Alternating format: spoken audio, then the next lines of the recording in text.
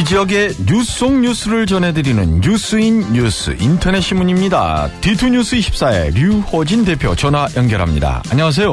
네, 안녕하세요. 유성 성북동의 골프장 조성을 두고 여러 말들이 나오고 있는데요. 유성구가 반대 입장을 분명히 했어요. 네, 그렇습니다.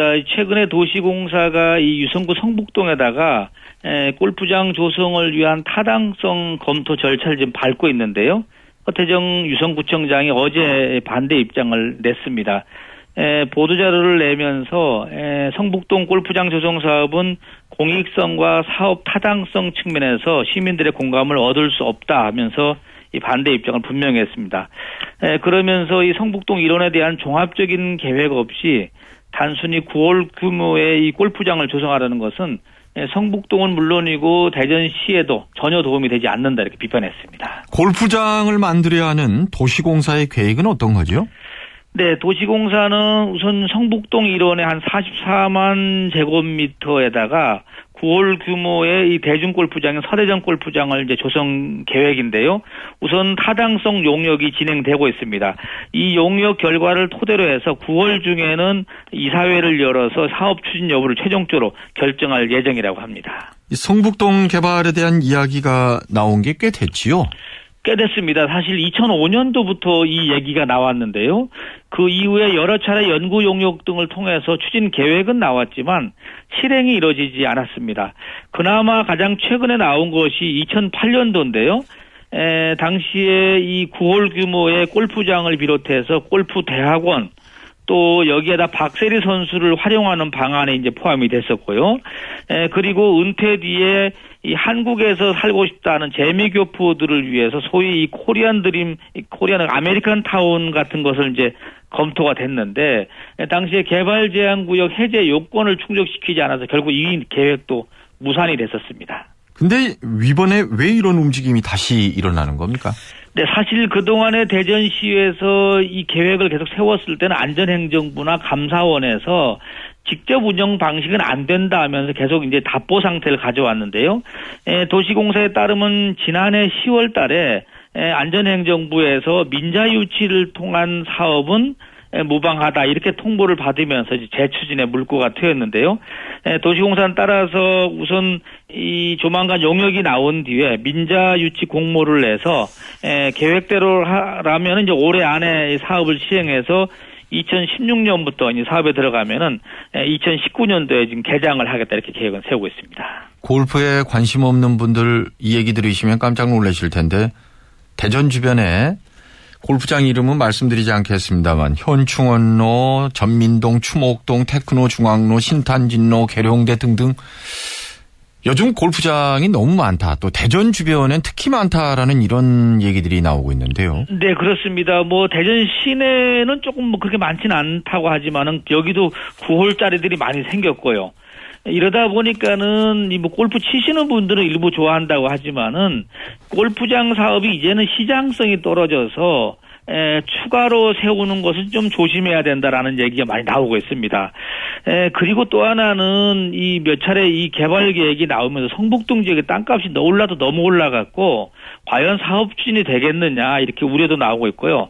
앞서도 이 허태정 구청장이 얘기를 했지만은 종합개발 계획이 아니라 단순히 이 골프장 9홀 건설만으로는 시민들의 공감을 얻기는 만만치 않다. 이런 차원에서는 여러 가지 뭐 넘어야 될 숙제가 많다 하겠습니다. 네. 권선택 대전시장이 예정대로 대법원에 상고를 했죠? 네, 지난 24일 날 항소심 판결에 불복해서 상고를 했고요. 또 검찰도 오늘 상고장을 제출키로 해서 이 사건은 이제 양측 모두의 상고로 이 대법원의 최종 판단을 지금 받게 되겠습니다. 권 시장 측은 그 항소심에서 유죄로 판단한 부분에 대한 어떤 사실 오인 그리고 법리 오해 등이 이제 상고 이후에 포함이 된 것으로 알려지고 있습니다. 네. 그리고 한밭대로 얘기를 좀 해보겠습니다. 한밭대로의 제한 속도가 시속 70km에서 60km로 하향 조정이 됐는데 단속된 운전자들이 급증하고 있다면서요? 네, 그렇습니다. 사실 저도 아침에 이 길을 이용을 하는데요.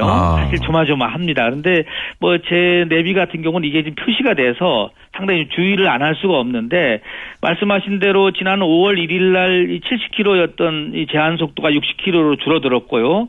이 구간이 지금 동구 가양동 동부 내거리에서 구암동에 있는 덕명 내거리까지 13km 구간인데 경찰청은 2개월간의 지금 계도 기간을 끝내고 7월 달부터 이제 단속을 하고 있는데 아직도 이 모르는 사람이 많은지 단속되는 경우가 많다고 합니다. 지난 23일까지, 그러니까 지난주까지 단속, 7월 1일부터 23일까지 단속 건수가 1,200건 정도가 되는데요. 이게 재작년 2013년에 한 640건에 비하면 2배 가까이 늘었고 작년 2014년 같은 기간에 한 470건 정도에 비하면은 한 2.7배가 증가를 했습니다. 네. 2배 반 이상이나 적발이 되고 있다는 건 그만큼 아직 제대로 알려지지 않은 부분이 있어서가 아닐까 싶은데요. 네, 아무래도 그러다 보니까는 운전자들 좀 불만이 나오는 것 같습니다. 이 평균 속도가 운전 빠르지 않은 한밭대로에서 굳이 이렇게 과속 단속을 할 필요가 있겠느냐 이런 불만이 좀 나오고 있는데 하지만 경찰은 한밭대로의 사고율이 다른 간선도로에 비해서 높기 때문에 속도 제한은 필요하다 이런 입장을 내놓고 있습니다. 네. 이 경찰이 그 근거로 내세우는 게 도로교통공단 자료인 것 같은데 그 자료 좀 소개를 해 주시죠. 네, 이 도로교통공단이 최근 3년간의 대전 도심 간선도로에 대한 이 교통사고 분석을 했는데요. 대전 지역 전체 교통사고 가운데 이 한밭대로가 차지하는 비중이 사고가 그러니까 한 6.2%, 그러니까 16,900건 가운데 한 1,000여 건이 여기서 발생하고 또 사망자도 대전 시내 전체 313명의 사망자 가운데 6.7% 21명이 한밭대로에서 발생했기 때문에 한밭대로가 너무 과속이다 이렇게 지금 지적을 하는 것 같고요. 따라서 보통 경찰은 도로 제한 속도를 한 10km 낮출 경우에는 사망률이 16%가 낮아진다고 합니다. 예. 따라서 이럴 수밖에 없다라는 게 경찰 측의 얘기입니다. 예, 오늘 소식 잘 들었습니다. 네, 감사합니다. D2뉴스 24의 류호진 대표였습니다.